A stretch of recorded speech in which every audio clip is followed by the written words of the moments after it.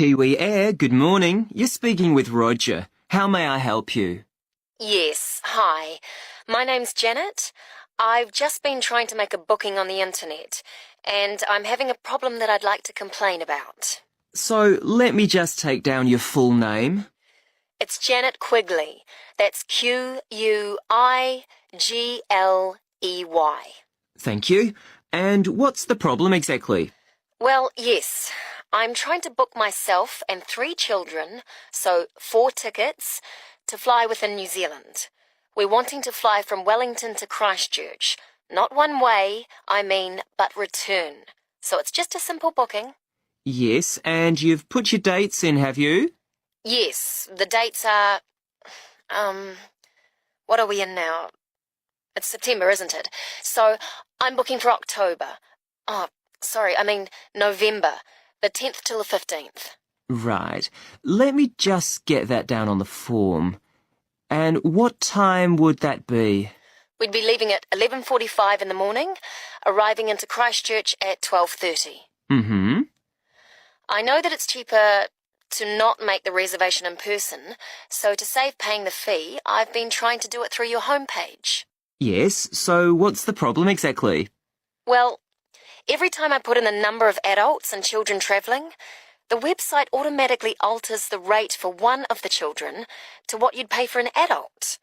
It's very annoying. I'm getting so frustrated with it. And each time I change it back, I've been getting error messages telling me to call you directly. I really can't understand it. Before you hear the rest of the conversation, you have some time to look at questions 5 to 10.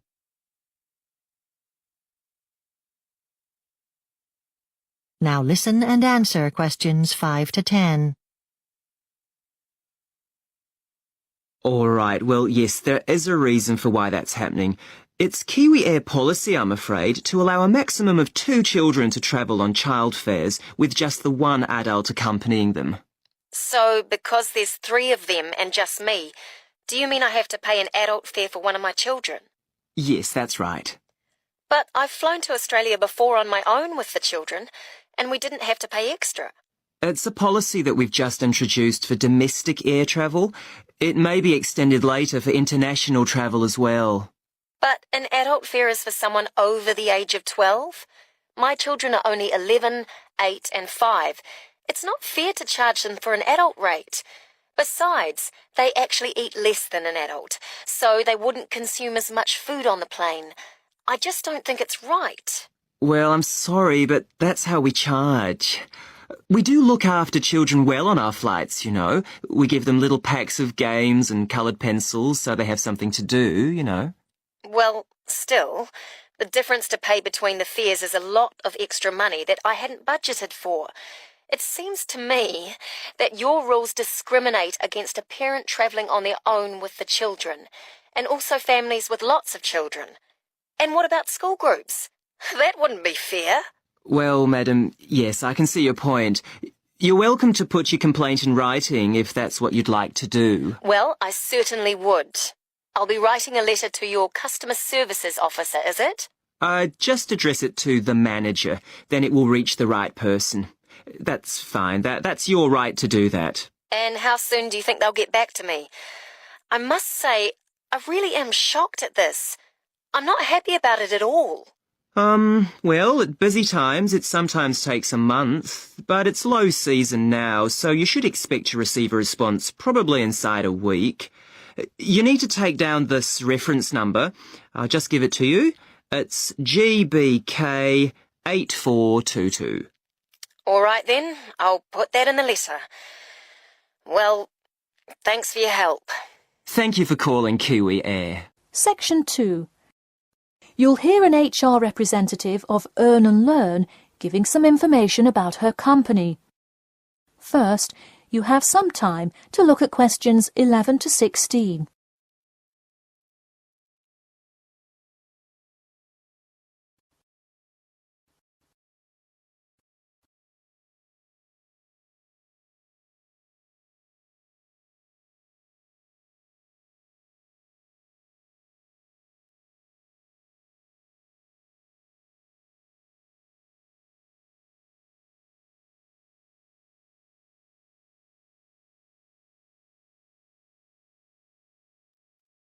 Now listen carefully and answer questions 11 to 16. Welcome to all of you. Can everybody see and hear me? Good. I'm Sarah Connor, an HR representative of Earn and Learn. I have been asked today to talk to you about our company. So, for those of you who don't know very much about the company, let me start by giving you some basic information about it. Earn and Learn started nearly 20 years ago. It is not a charity but a for-profit company that enables promising entrepreneurs to make money while traveling. During the past 10 years, it has grown rapidly and has gained great influence in most countries of the world. We have a partnership with the school and take a large number of recent graduates from the business school. So, if you are a recent graduate, I'd say you can consider applying to our company. Before your application, you might be curious about what sort of places you could go to. There are 4 main locations, but you also have the freedom to submit a different location, and if they can make the necessary arrangements, you can go. The first country Earn and Learn established locations was the US, where you may choose from multiple locations, as long as you can commit to their more rigid schedule of August to December. Also, you could do the Australia internship. That one is really cool. You work at a wildlife shelter and learn about the business practices of non-profit organizations. You do have to be willing to commit 8 months for that one, though. Perhaps that's a long time to be so far away, but I would say it is really an amazing opportunity. I don't know whether some of you are in decent physical shape. If so, the South Africa internship is another exciting one. You learn a lot about sustainable farming, but you would be doing some of the manual labor involved in maintaining a farm. Indeed, it's hard work, but I think you would definitely be able to do it. It may be wise to wait until after their summer is over, so it's not so terribly hot. In addition, there is a most recently established location in India. This one gives you more of a study abroad feel, given that they arrange a host family for you to stay with. In the other locations, you live in an apartment with other interns, so this is definitely a unique experience. Before you hear the rest of the talk, you have some time to look at questions 17 to 20.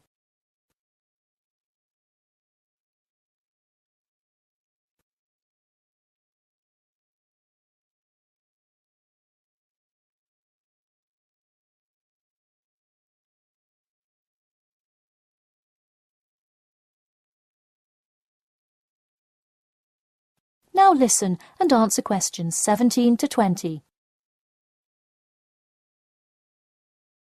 Regardless of where you go, at the end of the program you get a global traveling certificate, as long as you can explain your experience. You can provide a written log of what you did. I recommend writing journal or blog entries about what you do every day, or a weekly summary of each day. Of course, you don't have to write up a formal report or anything like that, and you need to apply for it once you have returned. Some students may want to know whether this is a paid internship. Actually, you have to pay for the flight there yourself. But you have the opportunity to create your own small business, which could earn you money if it's successful. So basically, you pay for it all up front, but when you're there, you can find ways to make money. That is to say, you pay for 2/3 of the cost up front as a deposit, and then give the final installment 1 month prior to your return. Finally, I have to remind you that you need a health check before you go, to make sure you're not going to spread any communicable diseases. In addition, before you go, you don't have to attend any meetings or workshops. You'll meet everyone you'll be working with once you get there. Okay, well, that's all I've time for today. Thanks for listening, and I'm happy to take any questions if you have them. That is the end of section 2. You now have half a minute to check your answers.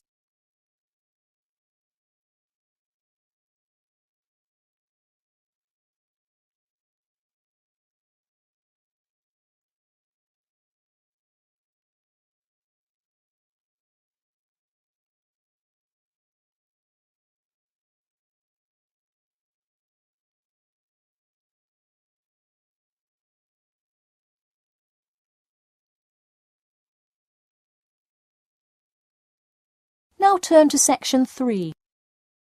Section 3. You will hear a student called Julie talking to her classmate named Ricky about a new essay that Professor Johnson assigned. First, you have some time to look at questions 21 to 24.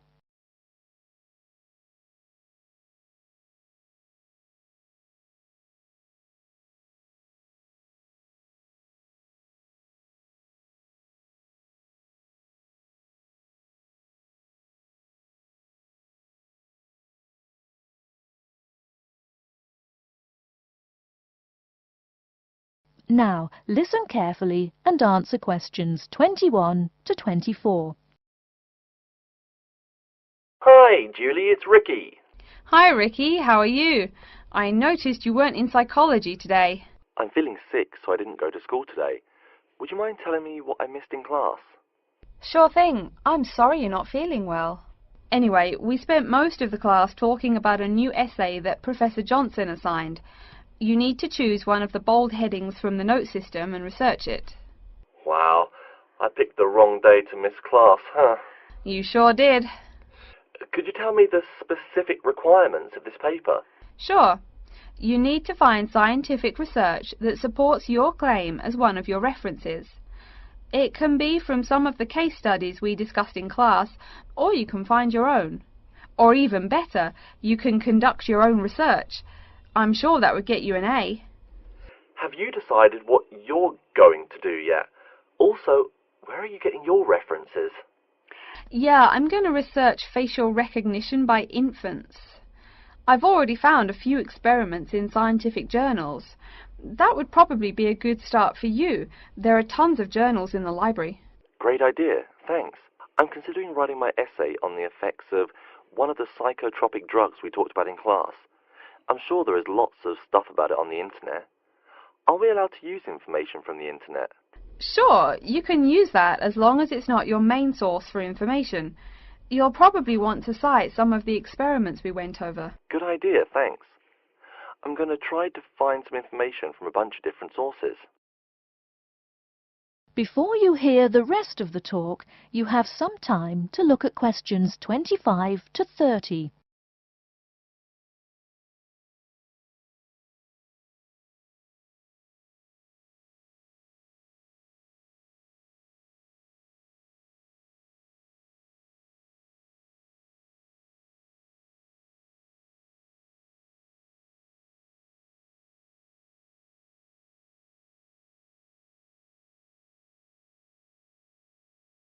Now listen and answer questions 25 to 30. Are there any specifications on how the essay should be written? Yeah, Professor Johnson wants it double-spaced.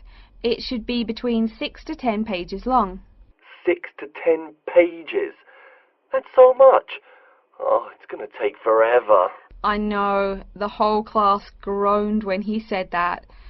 Anyway, you also need to put the title in italics and... Wait, each section heading or just the main heading? Only the main heading should be in italics. I think section titles are supposed to be in the same format, but maybe in bold. You'll have to check that in class next time. Oh, okay. So I take it that the report has to be typed, since there are so many requirements. What are the other formatting requirements? Yep, it's got to be typed. Aside from that, there are still a few more specifications. You should number each page. Make sure it goes up in the top right corner. Okay, I'll make sure to write that down. I always forget to number the pages. Do we need to title and date each page too? You need the shortened title on every page, but no need to include the date. That should just be on the cover page. Okay, thanks. No problem. Also, make sure the margins are 3.25 pixels wide. What? I'm not even sure how to do that.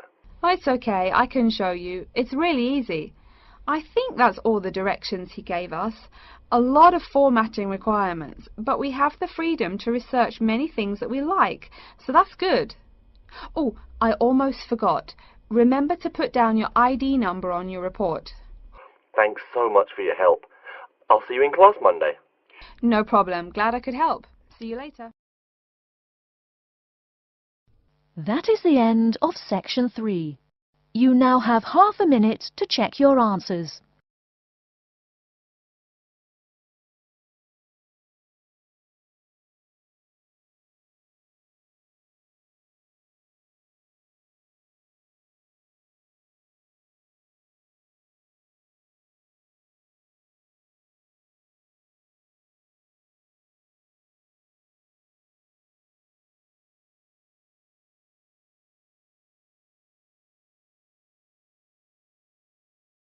Now turn to section 4.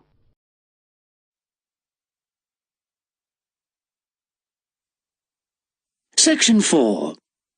You will hear a talk about a research project on the tiger shark. First, you have some time to look at questions 31 to 40 on pages 7 and 8.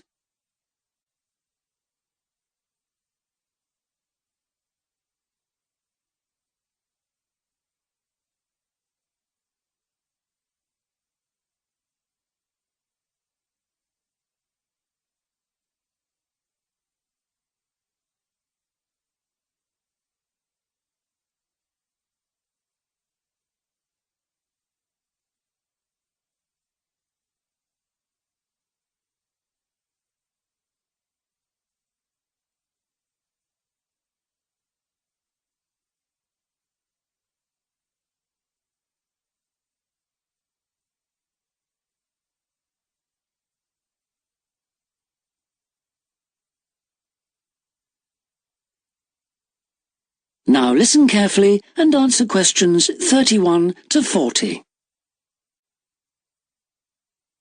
Good morning, everyone. Today I'm going to talk about the research project I've been involved in on the tiger shark. First of all, some background information.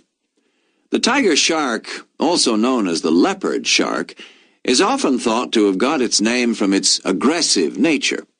But in actual fact, it's called that because it has dark bands, similar to those on a tiger's body. It is a huge creature, growing up to lengths of 6.5 meters. It can be found just about everywhere throughout the world's temperate and tropical seas, but it is most often found along the coast, rather than the open sea. In terms of feeding, tiger sharks tend to be most active at night, and are solitary hunters. Their preferred prey includes other sharks, turtles, seabirds, and dolphins, to name but a few. However, it's not uncommon to find garbage in its stomach. This is because it tends to feed in areas such as harbors and river inlets, where there is a lot of human activity. Now to the project itself. We are particularly interested in some studies that have been done in the Rain Island area.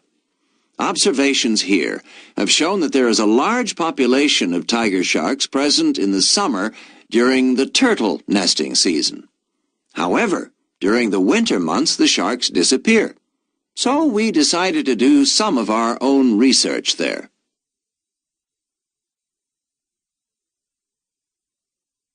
The first step was to tag a number of sharks so that we could follow their movements. To do this, we first needed to catch the sharks. Early in the morning, we baited lines with large bits of fish and set them in place. These lines were then checked every 3 or 4 hours. If no sharks were caught, the baits were replaced. Once a shark had been caught on one of the baited hooks, it was pulled in close to the boat and secured so that we could carry out a number of brief activities to aid our research. This usually took no more than about 10 minutes and was carried out as carefully as possible to minimize any stress to the shark. Each of the tiger sharks that we caught was measured and fitted with an identification tag, and also a small amount of tissue was taken for genetic studies. For some larger sharks over 3 meters long, we also inserted into the belly a special acoustic tag capable of sending satellite signals, while on other large sharks we attached a camera to the dorsal fin to enable us to study the behavior and habitat use of the sharks. After this, the shark was released, and we were able to follow its movements. So what was the purpose of all this tagging? Well, while we were already familiar with some aspects of the tiger shark's behavior and food sources, what we hoped to do in this project was to see exactly what factors affected the migration patterns of tiger sharks and whether it was, in fact, food, weather, and reproductive needs. These are some of our findings. On February 21st, a large female shark, whom we named Natalie, was attracted to our research boat at the northern tip of Rain Island and fitted with one of the satellite tags I've just mentioned. No transmissions were received from Natalie between April 2nd and April 29th, indicating that she didn't surface to feed during this period. The area in which she was last reported is very shallow, suggesting that she may have changed her feeding preferences during this period to focus on prey found on the sea floor. We also made a number of other discoveries, thanks to the various transmitters we used. It seems that tiger sharks move back and forth between the ocean floor and the surface quite often. This may help the sharks conserve energy while they swim, but it probably also helps them hunt, since this movement back and forth maximizes its chances of not being detected by its prey until the last minute. So far, our findings have not been conclusive. However, we have gained some very interesting insights into the behavior of tiger sharks and are now hoping to develop our research further. That is the end of section 4. You now have half a minute to check your answers.